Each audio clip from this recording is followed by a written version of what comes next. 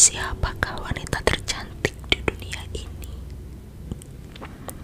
Cermin itu menjawab, "Oh ratu, engkaulah wanita paling cantik di dunia." Tetapi putri salju semakin besar dan setiap hari semakin besar, menjadi semakin cantik. Dan sampailah pada suatu hari ketika ratu bertanya kepada cermin, "Cermin, kaca benggala, siapa wanita tercantik di dunia?" Kali ini cermin memberi jawaban lain. "Oh ratu, putri saljulah wanita paling cantik di dunia." Seketika wajah ratu cemberut, pucat dan marah dia. Sejak peristiwa itu, ratu sangat membenci putri salju. Dan semakin hari, gadis itu semakin cantik. Dengan rasa marah, ratu memanggil seorang pemburu. "Hai pemburu, bawalah putri salju ke hutan," perintahnya. "Buang dan bunuh dia."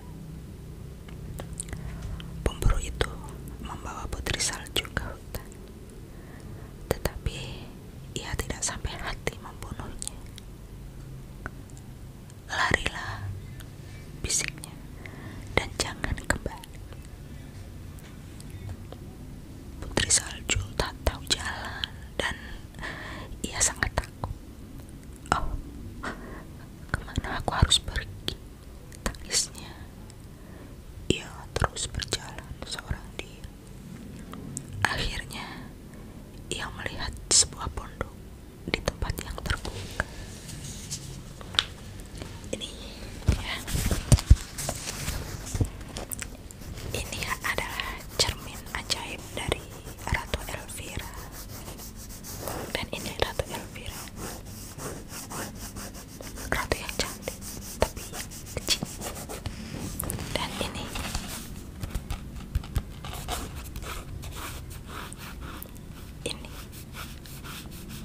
putri salju sama pemburu. Dia sampai di hutan.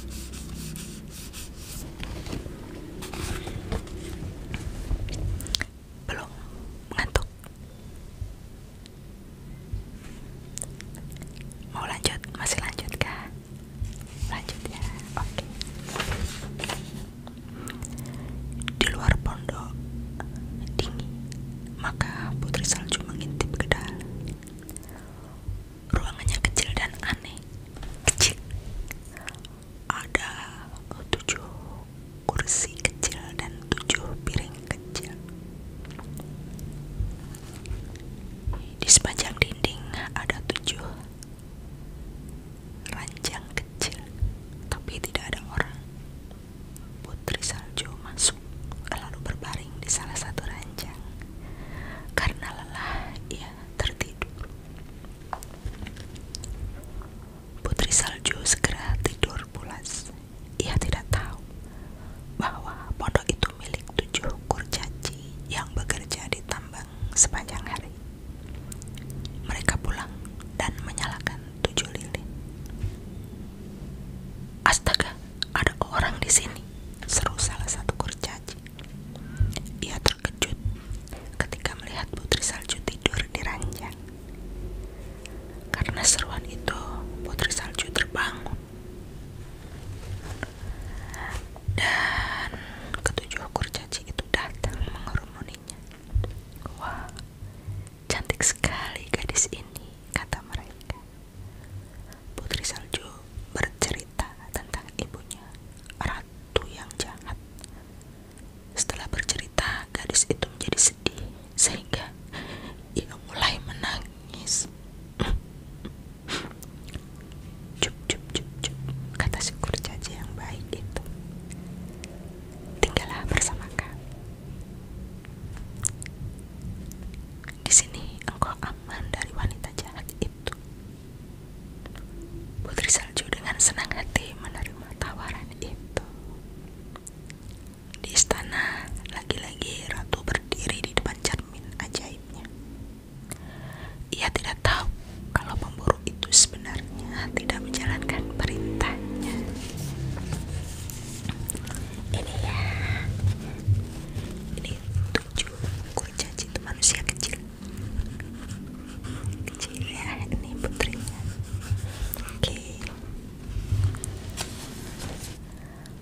Sang ratu tersenyum dan berkata, "Wahai cermin kaca benggala, siapakah wanita tercantik di dunia?"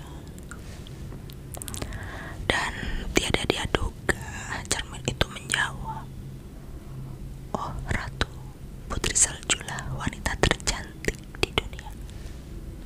Di tengah rimba, tempat kediaman 7 kurcaci, di sanalah putri salju berada." Kata cermin seperti itu ya. Dan sang ratu menjerit marah. Ia merencanakan tindakan dendamnya. Marah nih. Marah banget ya.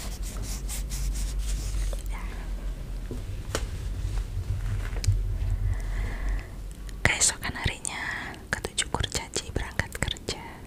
Putri salju merapikan pondok itu sambil bersenandung. Ia menyapu dan mengepel lantai, juga membersihkan perabot rumah tangga.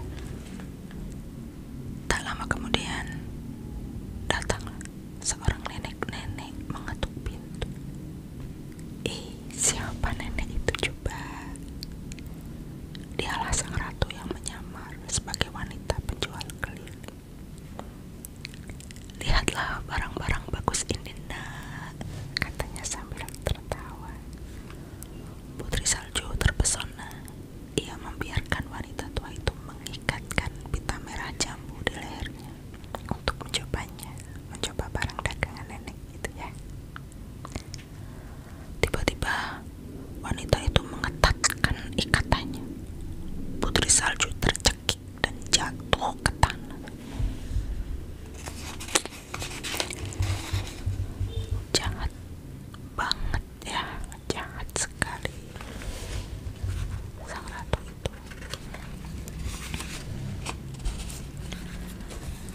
Sampailah para kurcaci pulang ke rumah dan menemukan putri salju tergeletak hampir mati. Mereka melepaskan pitanya dan gadis itu bernapas lagi. Paginya sudah sehat kembali. "Penjajah itu ratu jahat," kata kurcaci. Sebelum berangkat kerja, mereka berpesan jangan membukakan pintu bagi orang yang tak dikenal. Sementara itu, lagi-lagi cermin ajaib memberitahu bahwa putri salju belum mati. Ratu pun marah sekali dan ia menyamar lagi. Kini sebagai nenek ramah penjual sisir. "Apa? Ada yang mau ngambil roti dulu? Lapar."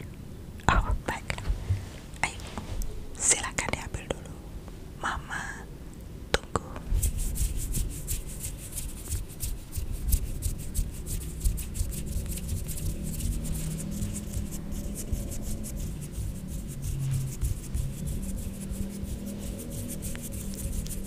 Ayo udah, kita lanjutkan. Lagi-lagi putri salju hampir mati sebab sisir itu beracun. Kali ini para kurcaci menjadi garang. "Siapapun tidak boleh masuk ke rumah," kata mereka tegas. Ketika ratu mengetahui dari cermin bahwa ia gagal lagi, kemarahannya memuncak. Ia bertekad untuk membunuh putri salju. Keesokan harinya, ratu membawa sekeranjang apel beracun dan mengetuk pintu pondok kurcaci. "Pintunya tidak usah dibuka, anak manis," katanya licik. "Tapi cobalah apel yang matang ini. Rasanya segar dan nikmat sekali." Putri salju tidak curiga pada apel merah ranum itu dan menggigitnya sepotong besar. Hanya beberapa saat setelah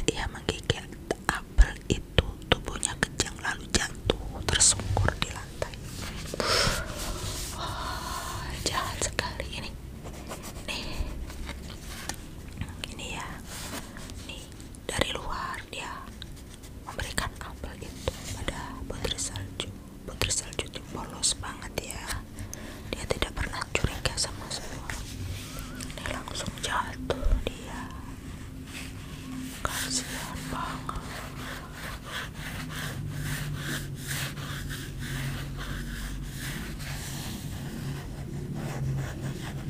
Boleh nggak jadi orang jahat seperti itu? Gak boleh ya.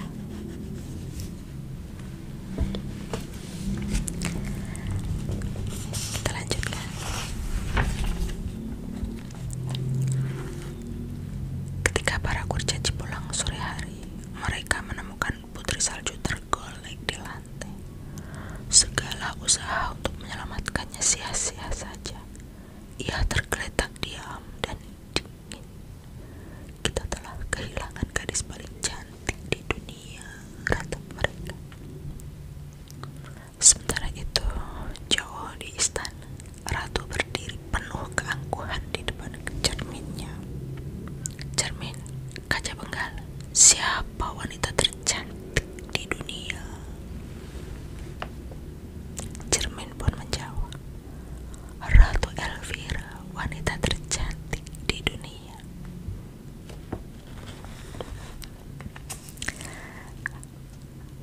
Dan Ratu Elvira puas. Para kurcaci tidak dapat berpisah dengan putri salju. Pipinya, kulitnya putih salju, dan rambutnya sehitam kayu ebon. Oleh karena itu, para kurcaci membuat sebuah peti mati dari kaca dan dengan hati-hati membaringkan putri salju di dalam. Seperti ini. Nih ya, peti dari kaca, jadi kelihatan banget ini. Bisa kelihatan dari luar peti ya.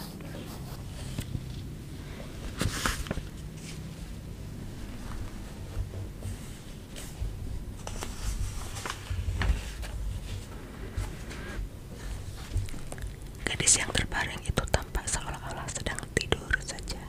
Siang malam para kurcaci berjaga di samping peti. Pada suatu petang, lewatlah seorang pangeran muda. Begitu melihat putri salju, ia jatuh cinta. Aku mohon pada kalian, izinkan aku membawanya pulang, supaya ia dapat berbaring dengan layak di istana. Para kurcaci akhirnya semua setuju. Dalam perjalanan menuruni gunung, pada saat salah seorang pelayan mengusung peti itu tersandung, peti menjadi terguncang-guncang. Tiba-tiba dari mulut putri salju keluar secuil apel yang selama ini tersangkut di kerongkongannya. Itulah apel dari sang ratu yang berhati jahat. Putri salju membuka matanya dan memandang pangeran. Sang pangeran tentu saja gembira bukan kepala. Ternyata gadis itu tidak mati. Hanya saja tidak bisa bernapas karena kerongkongannya tersumbat apel. Dengan mata berbinar ia berkata, "Wahai gadis cantik, aku cinta padamu. Maukah kau jadi istriku?" kata pangeran. Pipi putri salju merona merah ditanya demikian. Sungguh tepat harapan ibu kandungnya. Kulitnya putih, pipinya merona merah seperti buah apel. Putri salju tersenyum malu, lalu mengangguk bahagia. Para kurcaci merasa girang, senang, bahagia. Mereka melambai-lambaikan tangan ketika melihat gadis cantik itu berangkat dengan pangeran menuruni bukit menuju istana.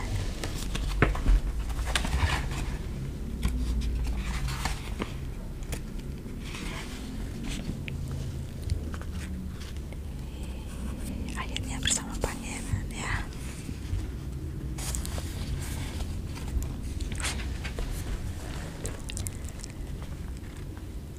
Putri salju akhirnya menikah dengan pangeran. Mereka hidup berbahagia. Bagaimana dengan Ratu Elvira? Masih ingat Ratu Elvira kan? penjahat itu akhirnya mati oleh perbuatannya sendiri. Ia tidak rela melihat Putri Salju hidup berbahagia di istana kerajaan lain. Maka ia pergi hendak membunuh Putri Salju. Namun dalam perjalanan Ratu Elvira terjatuh ke jurang yang dalam bersama kereta kudanya.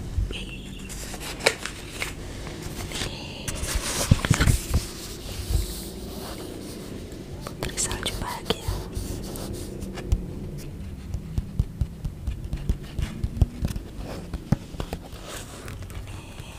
Ratu Elvira yang jahat.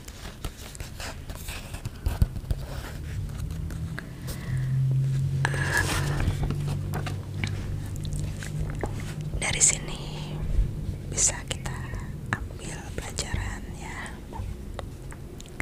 Kalau kita dengki, iri, pasti kita akan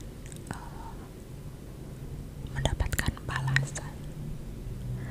Tapi sebaliknya, kalau kita berbuat baik, kita selalu sabar,